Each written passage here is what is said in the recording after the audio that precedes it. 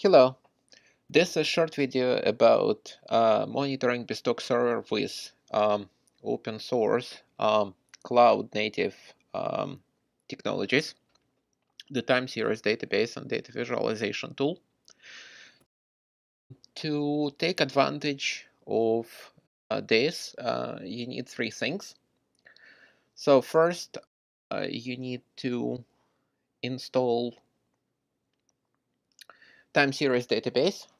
So you can just go to influxdata.com and choose the version that suits you. It can be Docker, Windows, or Unix. And installation is very simple. For data visualization, you can download Grafana. So again, you can go to grafana.com and download version for Windows or Unix platform.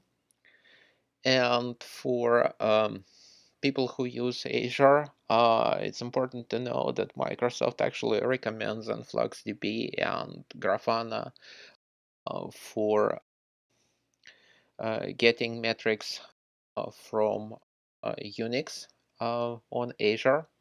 And you can use Grafana to get Azure metrics from Azure Monitor. So it's fully supported in Microsoft Cloud and available if you're hosting BizTalk as VM in Azure today. The third ingredient that actually collects the metrics and stores them in time series database, in our case InfluxDB, you can download here. Just go to infogravity.com and download ESB Pack for BizTalk 2016. Also, you can download separately monitoring agent for Windows metrics, which in my case already installed. And what this does for monitoring is emitting telemetry that does not exist in BizTalk, and then also collecting telemetry that other products do not collect, and sends them to Influx time series database from where you can visualize these events, generate alerts, see metrics, and so on. Now, this combination is used by system reliability engineers for serious monitoring on the cloud. So this is not, custom written closed software. So if you want to become reliability engineer and start without buying anything upfront, you can do that in about 20 minutes. So let's start with alerting scenario and see how it's going to work.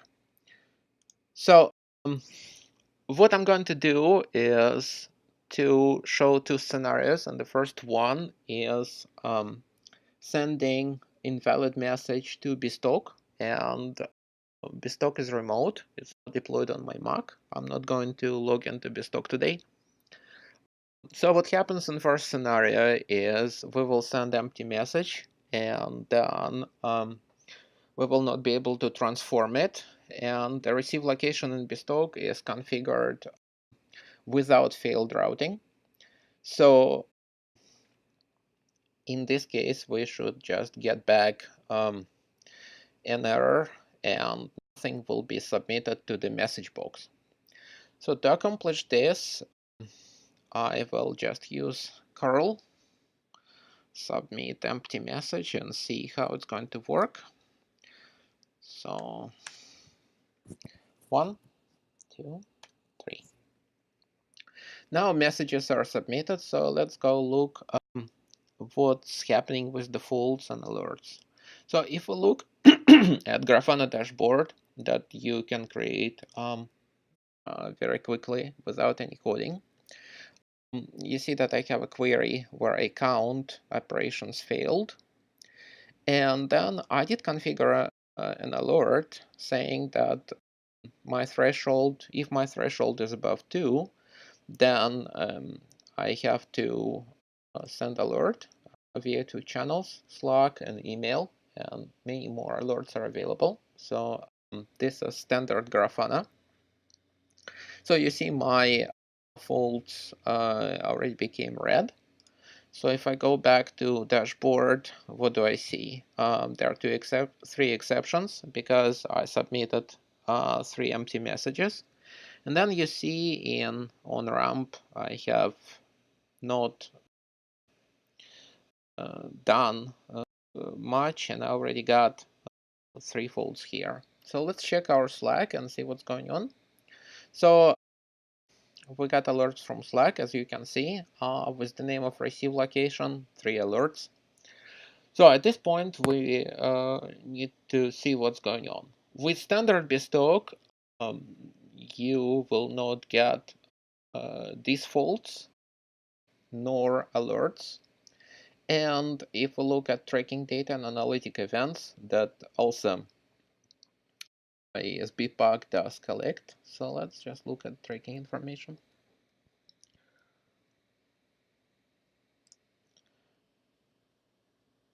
So you see there is no tracking data, no analytic events, simply because nothing got committed, message was rejected by receive location itself, transaction rolled back. Now let's look at the logs, because in any case, you should have something in Windows log, which also collected. So as you see here, we got a little bit of better information. So root element is missing. It's more than once, 3 times, because we submitted empty message. Now it so happens that once message got rejected, we actually run itinerary with ESB Pack telemetry, so we can go and look what happened in itineraries, because there's nothing else to look at besides the logs. So if I go back to itineraries, then you can see 3 of them got started. And if I see the details and look what happened, you can see there are a few steps got executed. I got the message, and I ended up with message validation root element missing as custom error. And this is possible because ESB Pack allows you to write the code to instrument your integration components without BOM. So everything what I'm showing you now is stored in InfluxDB time series database, and we're using Grafana alerts. So we can identify the problem and fix it, but let's go to the second scenario and make it a little bit more interesting. And in this scenario, what we're going to do is submit valid message from receive standpoint, but it will be not valid from the viewpoint of the service that will be consumed by BizTalk. So to do this, I can go back and submit the message that doesn't have correct order identifier. And the way this integration is configured is that if we got the fault from service that BizTalk consumes, we'll get original message back. So I'm going to submit 2 more.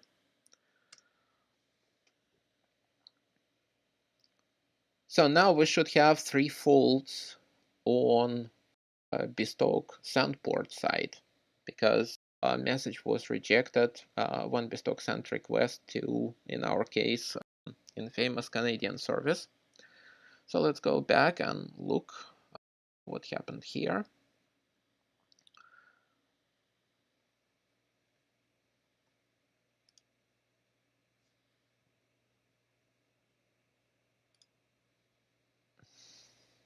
So you see, we have 3 failed messages, and because we used WCF, we should have 3 more faults, which we do. In our case, it's 6 total. So we got a fault again, and this says that Canadian service faulted 3 times. So now we got the same alert from the send side, which is very good. And because we didn't reject message, we can see tracking information and navigate to itinerary from there using BizTalk analytic events, again stored in InfluxDB database. So we can move to tracking summary and see what happened. So as you see, these are BizTalk analytic events. They're stored in InfluxDB. You can do it on any cloud. And this is what happened to the message when we received it, encountered problem and compensated. So let's look at this set of analytic events from itinerary standpoint. You can click on itinerary and see all related activities. So if we scroll down a little bit, you can see that Canadian service failed, and we got knock because order ID couldn't be 0. So we know what the actual problem was, which is very good. If we want to see whether or not what happened to the message, you can also see message with all the properties. And we can go to itineraries and see whether or not message is suspended. So we can go here, look at failed messages. So there are 3 of them. Again, you can cross-reference them with itinerary. And then if we click on message, then we'll go to get data from exception management database and look at it. So this is our message stored in exception management database. This is an error. And then these are all the context properties and the error itself that is stored in exception management database. So you can use the same visualization tool and pretty much the same cloud native stack and leverage BizTalk using these technologies and ESB Pack. Now, if we want to get a little bit more system metrics, and we're not going to talk about SQL Server today, the last thing that I want to show you is a set of metrics that I collected from the OS in addition to logs. So what you can see here is processor information, the working set for different processes, their memory size, and then in addition, you see requests that we submitted to IIS because we did run post. That includes network, disk I/O, and we'll go over information for SQL hopefully in the next video. But the takeaway from this is every metric that I'm showing you here can be handled as professional reliability engineers do. You can create alerts in Grafana. You can create more complex anomaly detection that we'll also talk in the next videos, but everything is available. You can download ESB Pack, Grafana, and InfluxDB and start monitoring. Thank you.